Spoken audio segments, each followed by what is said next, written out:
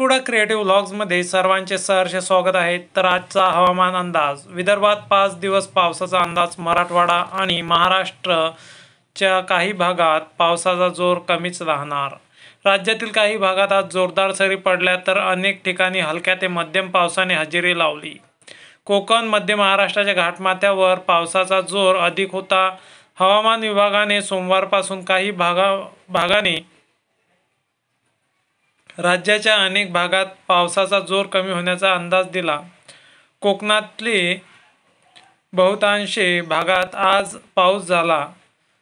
कोल्हापूर, सातारा, पुणे आणि रत्नागिरी जिल्ह्यातही अनेक ठिकाणी हलक्या ते मध्यम सरी पडल्या तर काही भागात जोरदार पाऊस पडला। विदर्भ आणि मराठवाड्यातही काही भागात जोरदार सरी पडल्या। मराठवाड्यात पावसाचा जोर इतर भागांच्या तुलनेत कमीच होता।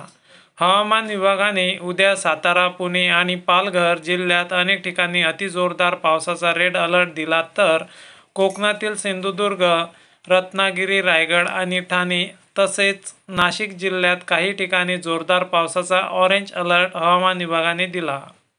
विदर्भात संपूर्ण जिल्ह्यामध्ये आणि मराठवाड्यातील छत्रपती संभाजीनगर, जालना, बीड, परभणी, हिंगोली आणि नांदेड जिल्ह्यात काही ठिकाणी जोरदार पावसाचा येलो अलर्ट हवामान विभागाने दिला। खानदेशातील जळगाव, धुळे आणि नंदुरबार जिल्ह्यातही येलो अलर्ट देण्यात आला। सोमवारी राज्यात पावसाचा जोर कमी होण्याची शक्यता आहे।